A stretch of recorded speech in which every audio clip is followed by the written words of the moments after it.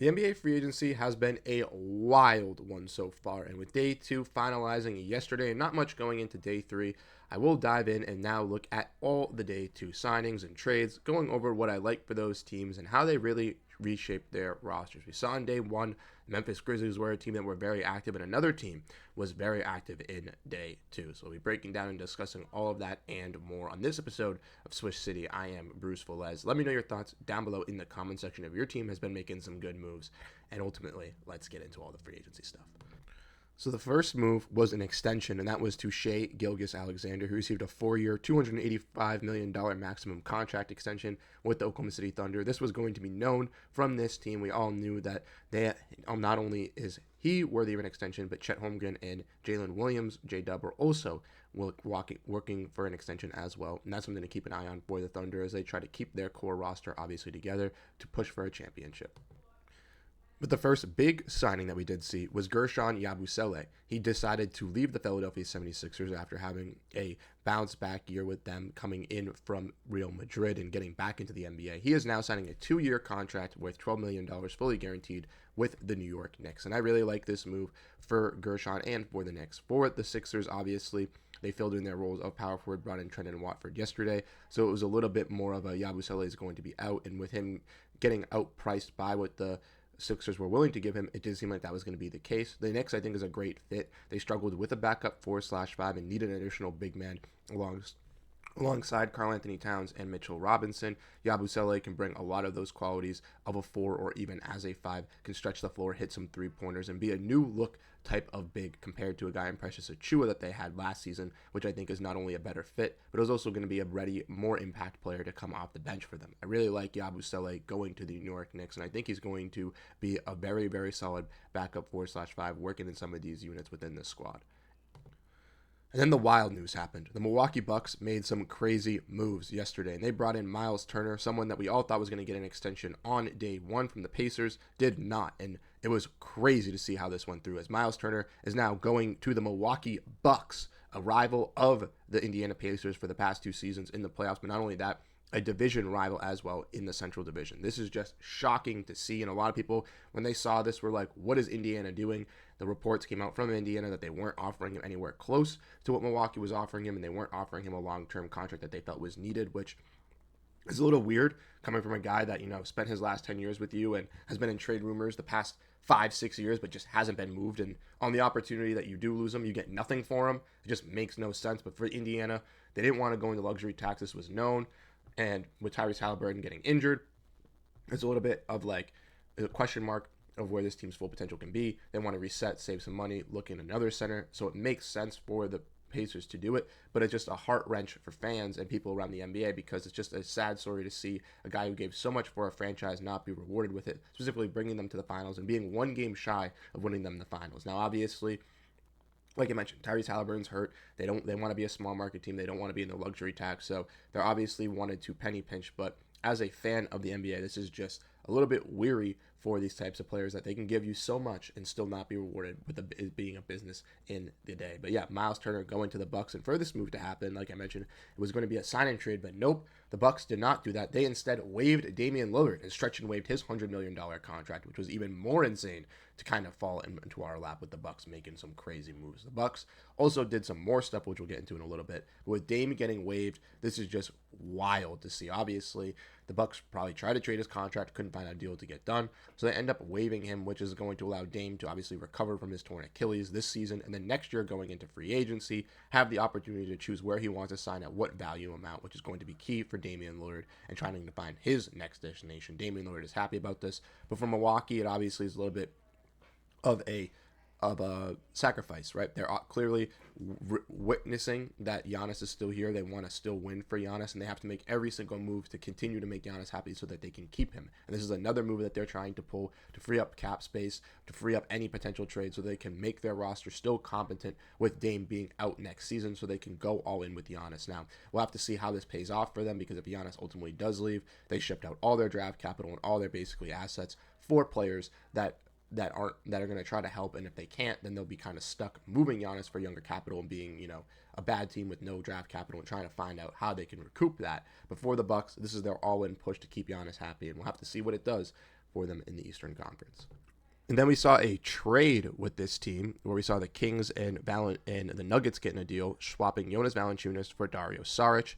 The Kings also went and got another big man in a sign-and trade, which we'll get into in a little bit. But they have now Ryan Kalkbrenner, Dario Saric, their other center, and Domantas Sabonis. They are trying to figure out their center core, but for the Nuggets, they go and get a guy in Valanciunas who's going to be a key backup, solid rim protector, and someone who's going to hold their own on the court when Jokic is out. And for the Nuggets, that is key. Similarly to like the Spurs, when Jokic is off the court, the Nuggets don't play the greatest, and they need someone to supplement those minutes as a backup big. Obviously, Day'Ron Holmes, their rookie from last season that they drafted to fill that role, is coming off a torn ACL. I expect him to get some run, but him sharing those minutes alongside a guy in Valanciunas and having that key backup ready to go to supplement those minutes is going to be nice for the Nuggets. They have made some fantastic moves on the edges, and once again, make another one in day 2 that just makes you more enticed by what this team is going to build around Jokic. We're back with the Bucks as they signed Gary Harris to a veteran minimum contract, 2-year deal. He was waived by the Orlando Magic. He's going to be a solid veteran shooter on the wing, similar like a guy in Gary Trent Jr. and KPJ, just one of these rotational veteran pieces that is hopefully going to look a little bit better on the wing alongside Giannis, provide some perimeter defense on the wing, but also be able to hit some threes for them as well. And they made a trade, trading away Pat Connaughton with their 2031 and 2032 second rounders to Charlotte for Vasilije Micic as well. Pat Connaughton, a contract that they tried to move off of at the deadline last year, were unable to. Now they realize because they have to go all in for Giannis, they have to move this contract to give them flexibility, so to bring in Miles Turner. So they move Pat Connaughton with those 2 second-round picks to bring in Vasilije Micic, who is going to be going back to the EuroLeague and has a team option, which is going to be waived by the Bucks here. So Micic being sent from Charlotte to Phoenix at the deadline, and then being sent back to Charlotte for Mark Williams, and now being moved once again to Milwaukee, ultimately to just be waived as teams know that he is going to be going back to the EuroLeague. This gives the Bucks some more flexibility, like I mentioned, to bring in DeAndre in with some money and still have the flexibility to bring in these veteran minimum contracts to build the roster around Giannis. Then we saw the Kings make another move as they went and got the guard that they had been linked to since the beginning of free agency, and that was Dennis Schroeder. I mentioned in the video on day 1 2 days ago that when the Kings and Pistons were doing a deal like this, it was surrounding around a sign and trade around Malik Monk. That did not finalize as the Pistons and the Kings have not gotten that done yet. We still could keep that out there on the market and potentially our eyes on it. But at this moment, Dennis Schroeder will be going to Sacramento and playing with them, filling in that point guard role that they desperately want. He's a pretty solid filler point guard, someone that's going to thrive in Sacramento. It's just weary to see what this Sacramento team is doing because they're trying to win in the West, but their team is clearly not built to win, and they still need some more moves to be able to win. So I'm a little bit confused. I would still like them to add some defensive wings, maybe move DeMar DeRozan in a deal, move Malik Monk in a deal. But if they're going to keep Zach LaVine, they're going to keep Domantas Sabonis, I guess. You got to get some better role players around them. They did pretty solid in the draft, drafting Nick Clifford and drafting Ryan Kalkbrenner. And I like this signing of a guy in Dennis Schroeder. But I still need some more movement from this team in Milwaukee or Sacramento.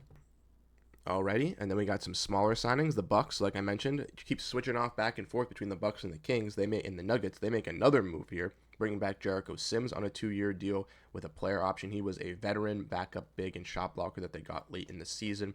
Last year, he was a pretty solid third big for this Bucks squad, and with having Giannis and Miles Turner, he's simply going to fill in as that role as a third center, as a rim protector and shot blocker. Pretty solid value for the Bucks here.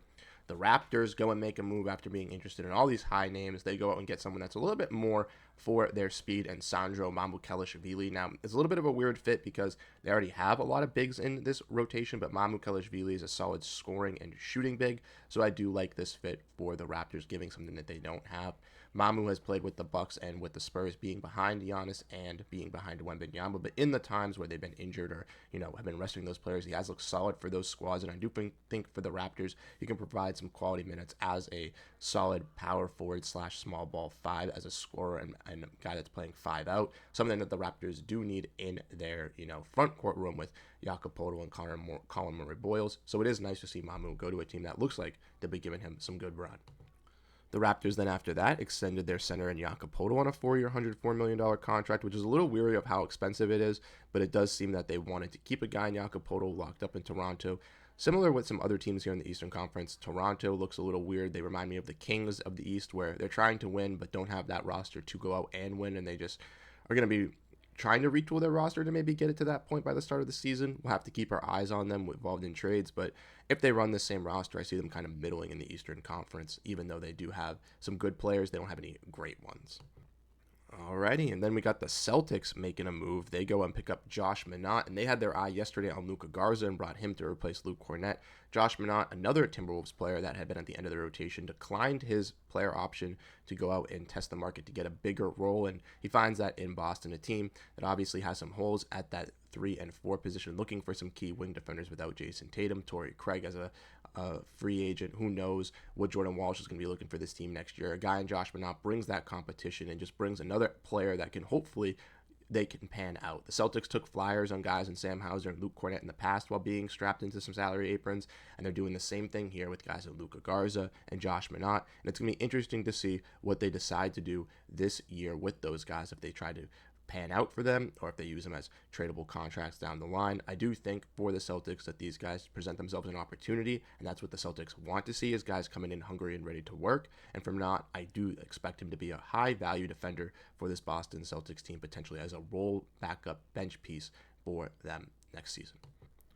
And then once again, another team we've talked about, the Denver Nuggets, getting involved once again, getting a veteran sharpshooter in Tim Hardaway Jr., a one-year deal from the Denver Nuggets. This is a perfect piece. You saw how great he came alive for the Detroit Pistons in the playoffs, and that's what he's going to do for this Denver Nuggets team. Another veteran scorer on the wing for Jokic to pass out to, someone to fill in, to replicate that shooting that this team desperately missed by trading away Michael Porter Jr. Even though they brought back Cam Johnson, they still add that versatile shooting by bringing in another veteran guy in Tim Hardaway Jr., who can play similarly alongside Christian Braun, alongside Jamal Murray. He's a perfect fit for this team, and I think is going to be a great veteran get. The Nuggets have been fantastic in restructuring their roster now, bringing in guys like Bruce Brown, Jonas Valanciunas, Cam Johnson, now Tim Hardaway Jr. They are really walking away with a W of an offseason. Alrighty, and then we dive into some more. Like I mentioned, the Kings got another center, and they got this from a waive and sign, as Drew Eubanks, someone who was on the Clippers and was traded there last season, could have been a potential backup big, but was replaced by Yannick Konan-Niederhauser in the draft and Brook Lopez in free agency. Didn't have a role for this Clippers team, so he is going to the Kings. He's going to be playing that third big, like I mentioned, similar to Saric, Maxime Reynaud, and obviously Domantas Sabonis.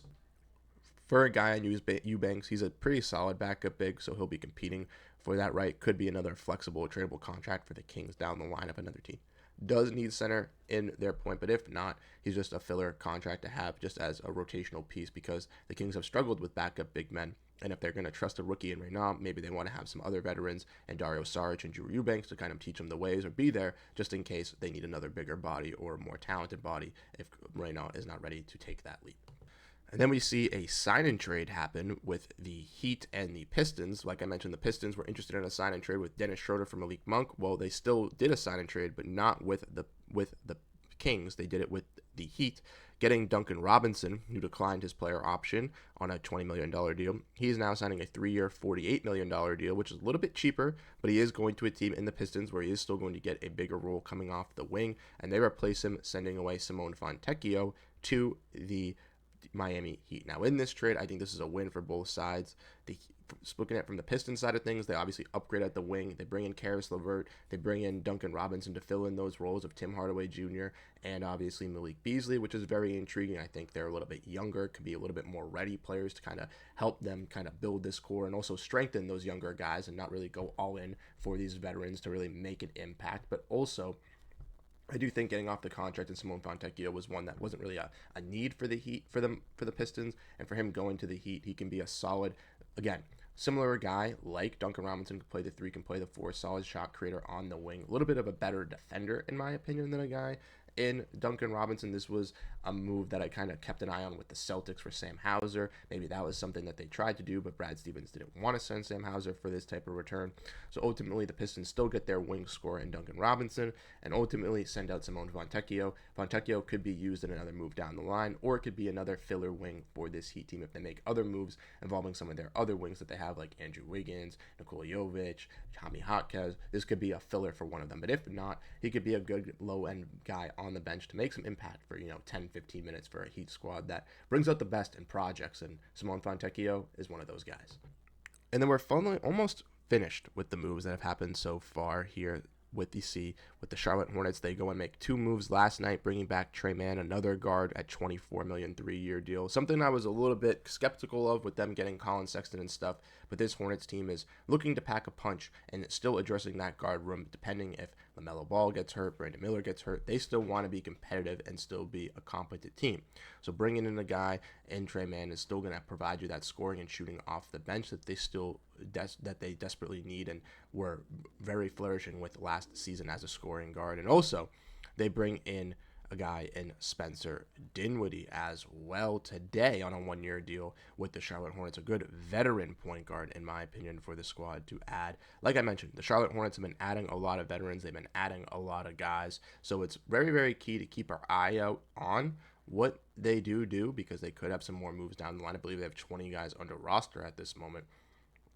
But for the Charlotte Hornets, it does seem like they want to be in the play-in, maybe even in the playoffs next season, and are addressing that need by finding these guards and supplementing them just in case LaMelo Ball does get hurt. I've liked what the Charlotte Hornets have done out there in free agency so far. The Knicks also hired head coach Mike Brown. I want to make that the final news of today. Big for the New York Knicks. I like this hiring for them. I think he was a guy that got a little bit scapegoated with the Sacramento Kings, and I think can provide some new offensive schemes, but also be a solid defensive head coach, something that the Knicks really do prioritize with their core for this team to really take that next step. So we'll have to see what the Knicks do for the rest of free agency, right? We'll have to see what these other teams do in free agency. There's still some other trades that can come through with today. There's still some other free agency signings that can come through, right? It's been a little bit quiet on this front, but there's still some key free agents out there. DeAndre Ayton claims waivers. Al Horford's still out there. Josh Giddey, Jonathan Kuminga still on restricted free agency.